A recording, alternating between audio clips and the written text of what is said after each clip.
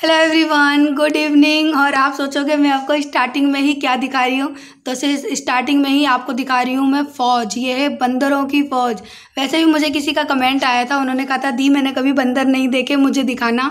और मैं अभी शाम के टाइम यहाँ बाहर खड़ी थी ना, तो बहुत तेज़ चिल्लाने की आवाज़ आ रही थी बंदरों की। तो मैंने खिड़की खोल के देखा और यहाँ पर ना पूरी की पूरी भीड़ लगी हुई है।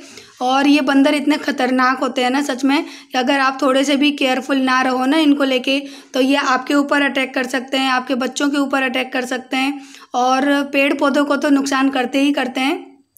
इन बंदरों से ना हमको बहुत ही ज़्यादा केयरफुल रहना पड़ता है, क्योंकि ये ना इंसानों को काट लेते हैं और फिर हमको जो इंजेक्शन वगैरह आते हैं ना वो लगवाने पड़ते हैं। तो इस तरह से इन बंदरों का त्रास होता है। और देखिए रोड पे कितने बिंदास घूम रहे हैं, जैसे इनको कोई परवाह नहीं है।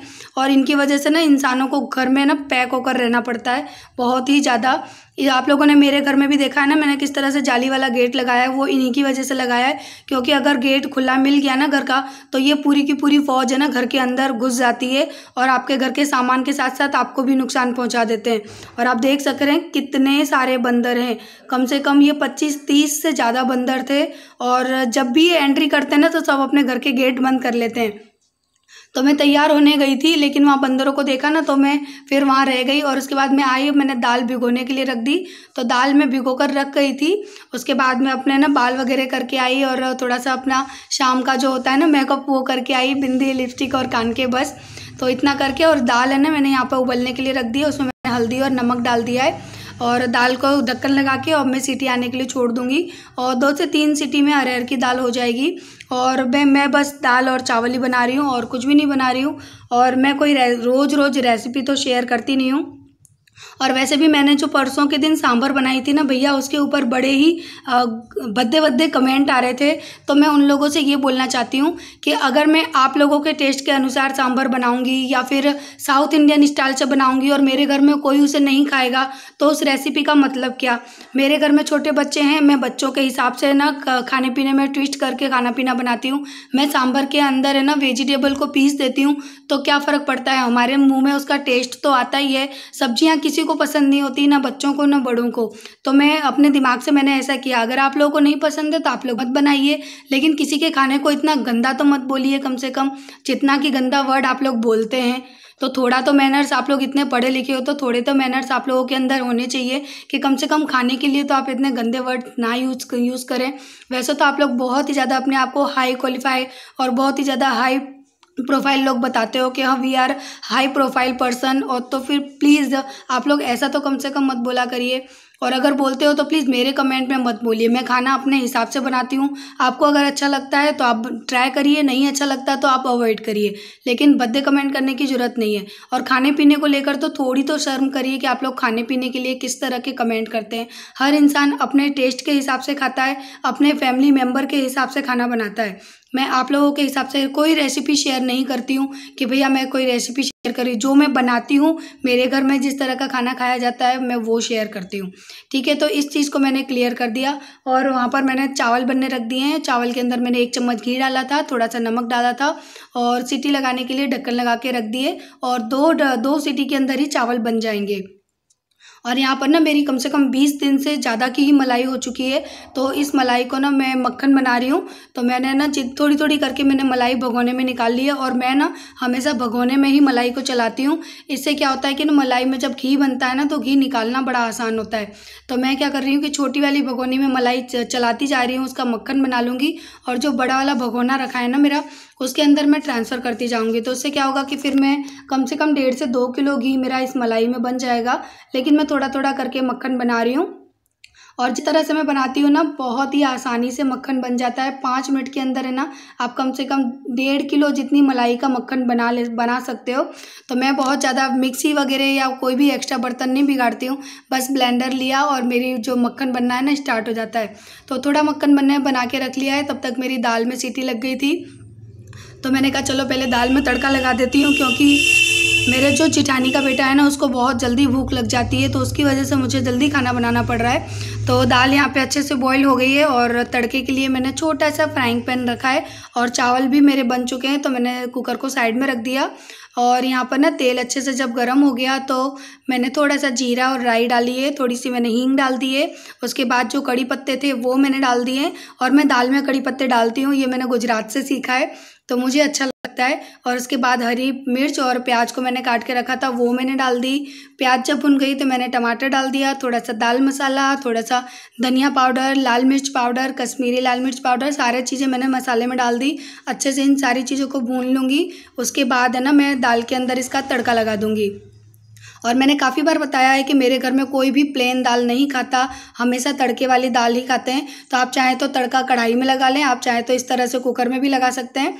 तो बस यहाँ पे मेरी दाल चावल दोनों बन चुके हैं। और आज मैंने कुकर में चावल बनाए, कितने अच्छे चावल बने। और यहाँ दाल भी मेरी बन के रेडी हो चुकी है, हरे धनिया भी मैंने डाल दिए। और यहाँ पर ना मैं सबसे पहले गरम गरम ही अन्नू के लिए खाना निकाल रही हूँ, क्योंकि वो केवल दाल चावल ही खाएगा। और उसने बोला कि चाची ठंडे कर देना मेरे चावल तब तक। तो मैंने कहा ठीक है। तो मैंने क्या किया, फिर दाल चावल उसके लिए लगा दिया और थोड़ी देर ना इस तरह से करके रख दूँगी ताकि ठंडे हो जाएँ, क्योंकि उसको भूख लगती है, मैंने पहले ही बताया। तो जल्दी जल्दी उसके लिए मैंने बनाया था खाना और जल्दी बना दिया था आज मैंने 8 बजे से पहले ही। और यहाँ पे मैंने उसके दाल चावल है ना ठंडे होने के लिए रख दिए। मैंने कहा अन्नू ले जा बेटा अपना खाना। और वो बोलता है कि चाची बहुत ज़्यादा हो गए। मैंने कहा तू अपने हिसाब से निकाल ले और खा ले। और उसके बाद ये मैंने दोबारा से जो मलाई निकाली थी ना, जो बाउल में रखी थी, उसका भी मैंने यहाँ पे मक्खन निकाल लिया है। और सारा मक्खन निकाल के मैं बड़े भगोने में इकट्ठा करके रख दूँगी। और उसका है ना फिर मैं सुबह घी बना लूँगी, क्योंकि अभी रात को घी बनाने रखूँगी। घी में काफ़ी टाइम लग जाएगा, क्योंकि मेरी मलाई की क्वांटिटी बहुत ज़्यादा है। ये इतनी मलाई है, यानी मक्खन निकल चुका है और अभी एक भगोनी मक्खन मैंने और निकाला था। तो ये जो भगोनी है ना मेरी आधी से ज़्यादा भर गई थी। तो ये मान लीजिए कि इतने मक्खन में ना मुझे कम से कम 1.5 से 2 किलो घी मिल जाएगा। और जो भी एक्स्ट्रा के बर्तन हुए थे ना, दाल वगैरह के, चावल के, मक्खन के, वो सारे बर्तन मैंने धो दिए। अब बस खाना खाएंगे वो बर्तन रह जाएंगे, तो उनको भी मैं साथ ही साथ धो लूँगी। और यहाँ पे बर्तन हो चुके, किचन को भी मैं क्लीन कर दूँगी और ये शाम का काम होता है कंप्लीट। और उसके बाद अब मैं बैठ के आप लोगों से थोड़ी देर बातें करूँगी, क्योंकि मैंने स्टार्टिंग से लेके अभी तक आप लोगों से बातें नहीं की है। तो चलिए काम फिनिश कर लेती हूँ। और पता है आज मैंने पूरा काम कर लिया, लेकिन आप लोगों से बातें नहीं की। और उसका रीज़न पता है क्या है, मेरी दोनों आँखों में बहुत ज़्यादा दर्द हो रहा है। इतना दर्द हो रहा है कि ये वाली आँख ना आज मेरी खुल नहीं रही है। बार बार ड्रॉप डालती हूँ, फिर इसको थोड़ी सी खोलती हूँ, फिर ड्रॉप डाल रही हूँ, तब जाके कहीं है ना थोड़ी बहुत आज ये खुल रही है। और दिख रहा होगा आँखों से, आँखों में पता नहीं किस चीज़ का इन्फेक्शन हुआ है, या तो फिर ज़्यादा मोबाइल चलाने का ये इन्फेक्शन हुआ है।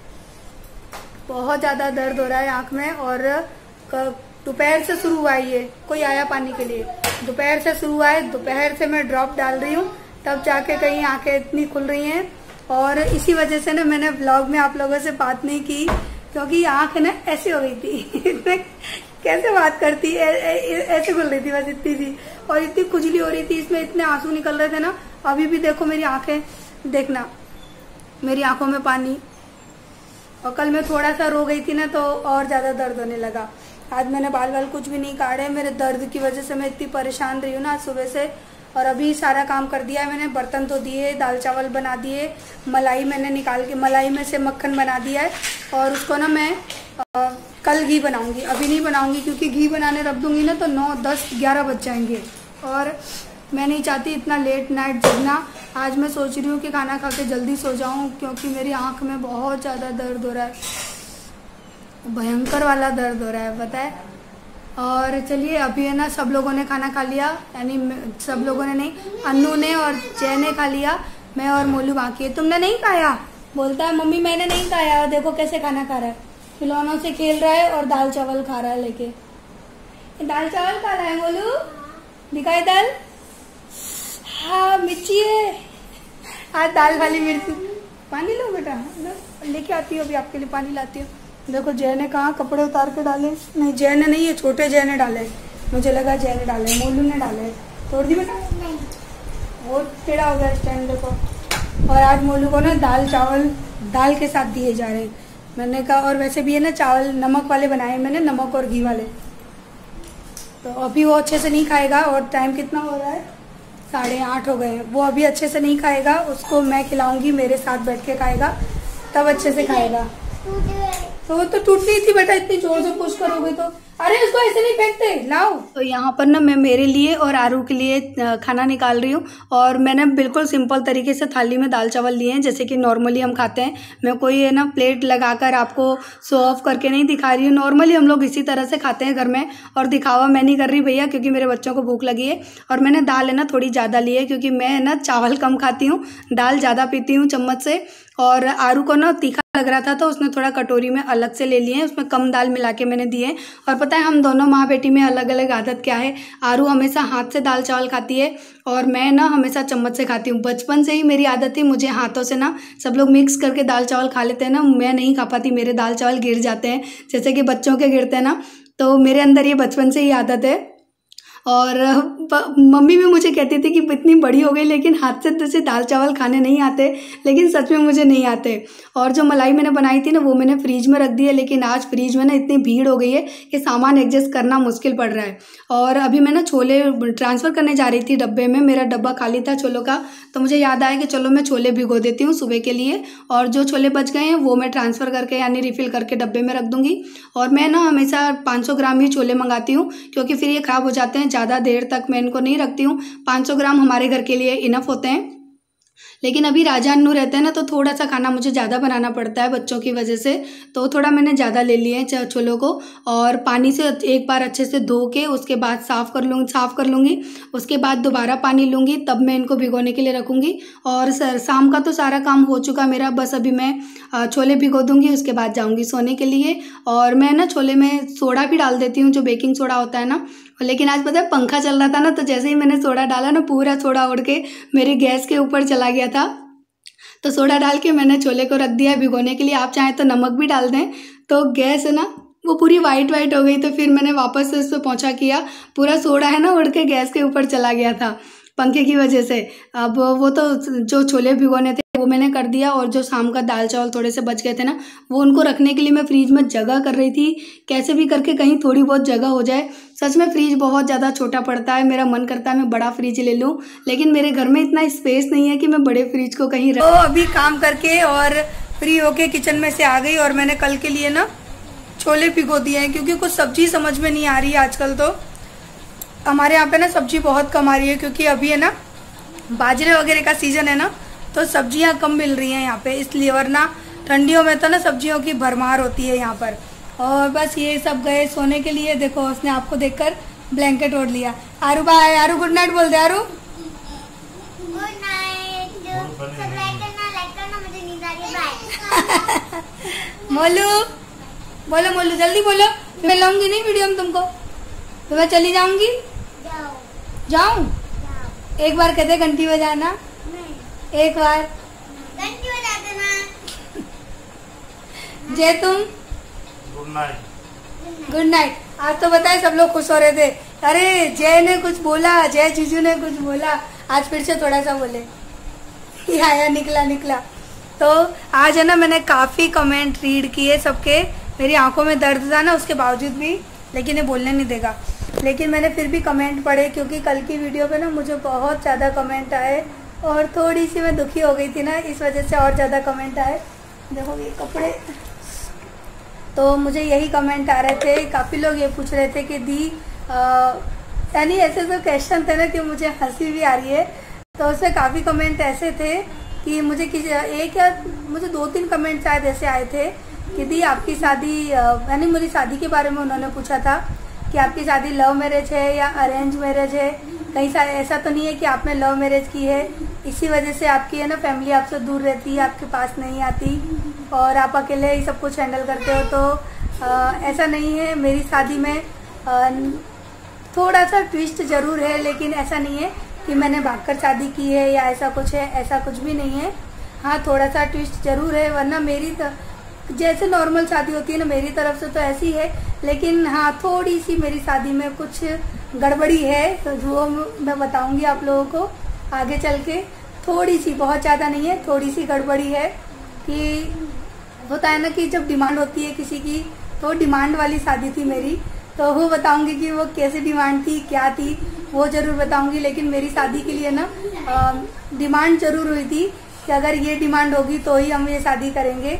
तो क्या डिमांड थी वो आप लोग पूछोगे ना तो ही बताऊंगी। तो मेरी शादी की कुछ शर्तें थी, उस शर्तों की वजह से मेरी शादी यहाँ पर हुई और वो शर्तें सारी रखी थी जय ने, तो ये शादी हुई, वरना शायद नहीं भी होती। और मुझे तो सच बताऊं तो कुछ भी पता नहीं था मेरी शादी के बारे में।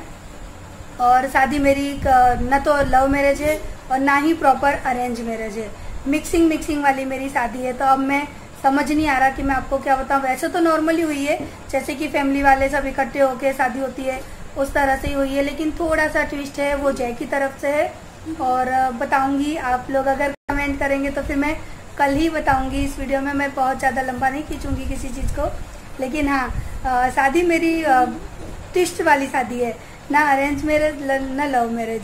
और ऐसा कुछ नहीं है कि फैमिली वाले इस वक्त शादी की वजह से नहीं आते। फैमिली वाले क्या हैं क्या नहीं वो मुझे ही नहीं पता कि वो लोग ऐसे क्यों हैं। अब उसके बारे में मैं नहीं बात करना चाहती, नहीं फिर आप लोग फिर बोलोगे कि दी आप रोने लगे, आप उदास हो गए। तो वहाँ पर ना मोलू बहुत उधम कर रहा था, मुझे बात नहीं करने दे रहा था। तो बस यही बात थी कि शादी थोड़ी ट्विस्ट वाली है। और मुझे कोई अभी जस्ट मैंने कमेंट पढ़ा कि कोई मुझसे ये नहीं पूछ रहा था कि दी आप जहाँ बैठे थे वहाँ पर वो पिक किसकी है। तो ये पिक है मेरी आरू की। हम लोग 2 साल पहले नैनीताल गए थे, तब ये आरू की मैंने फोटो खिंचवाई थी। और इसमें आरू ना मेरी बहुत सुंदर लगती है, और वैसे भी मेरी आरू है भी सुंदर। तो ये आरू की 2 साल पहले की फोटो है, देखिए कितनी प्यारी लग रही है ना। और इस तरह की ना मैंने आरू की 3 फोटो बनवाई है। तो एक मैंने यहाँ रखी है, एक मैंने उस रूम में रखी है, और एक देखिए ऊपर यहाँ पर है, ये रही। तो ये आरू है, ये खड़ी। तो ये है ना 3 फोटो मैंने आरू की बहुत बड़ी बड़ी करवाई थी, लेकिन मोलू उस वक्त बहुत छोटा था। मोलू की कोई भी पिक नहीं हो पाई है, क्योंकि मोलू उस वक्त आई थिंक 10 महीने का शायद था जब हम गए थे नैनीताल। तो ये आरू की फोटो है। मुझे किसी ने पूछा और मैं अभी यहाँ बैठी तो मुझे याद आ गया। तो बस यही था मेरी शादी का सच कि लव मैरिज है या अरेंज मैरिज। मैंने कहा चलो मैं आप लोगों को ये भी क्लियर कर देती हूँ, क्योंकि मैं 2 साल से यूट्यूब पर हूँ और ये कमेंट मुझे बहुत बार आया है। तो मैंने सोचा चलो मैं आप लोगों को बता देती हूँ। तो चलिए, अगर आप लोगों को मेरी वीडियो अच्छी लगी हो तो लाइक कर देना। लेकिन आज मेरी तबीयत थोड़ी सी वीक थी और आँख वाकई नहीं खुल रही है, आँख में कुछ प्रॉब्लम हो गई है। तो आज की वीडियो शायद मैं बहुत अच्छे से शूट नहीं कर पाई हूँ, तो उसके लिए सॉरी। बट अगर थोड़ी बहुत भी अच्छी लग गई हो तो प्लीज़ वीडियो को लाइक कर देना, चैनल को सब्सक्राइब कर देना। और कल मिलेंगे हम नेक्स्ट वीडियो में। तब तक के लिए मैं कहती हूँ आप लोगों को बाय बाय। और आज देखिए मैं बिल्कुल तैयार भी नहीं हुई हूँ, सिंदूर तो है लेकिन थोड़ा सा ही है। और बस आज तैयार इसलिए नहीं हुई क्योंकि वाकई तबीयत ठीक नहीं थी। तो चलिए, अब बच्चों को मैं जा रही हूँ सुलाने के लिए और अपनी इस साड़ी को मैं करूँगी चेंज। ये साड़ी है ना आप सभी को बहुत अच्छी लगती है और मेरी भी फेवरेट साड़ी है। मैंने अपने बहुत सारे व्लॉग में पहने हैं। और ये साड़ी पता मैं क्यों पहन लेती हूँ, क्योंकि ये बहुत ही लाइट वेट साड़ी है। जॉर्जेट का कपड़ा है लेकिन लाइट वेट है, इसलिए ना मुझे अच्छी लगती है। और जो हैवी साड़ियाँ होती है ना उनको पहनते पहनते ना थक जाते हैं, तो वो पहनी नहीं जाती हैं। तो आज मैंने दिखाया नहीं है ना मैं कैसी लग रही है साड़ी में, तो इधर रख देते हैं। यस, यहाँ से ही दिख जाएगा। इसमें तो आप लोगों ने मुझे काफ़ी बार देखा है, तो बार बार क्या दिखाऊं इस साड़ी को, लेकिन ये मेरी फेवरेट साड़ी है, मुझे बहुत अच्छी लगती है। तो बस, और इसी के साथ हम अपनी वीडियो को कर देते हैं एंड। बाय बाय, कल मिलेंगे नेक्स्ट व्लॉग में। Bye bye.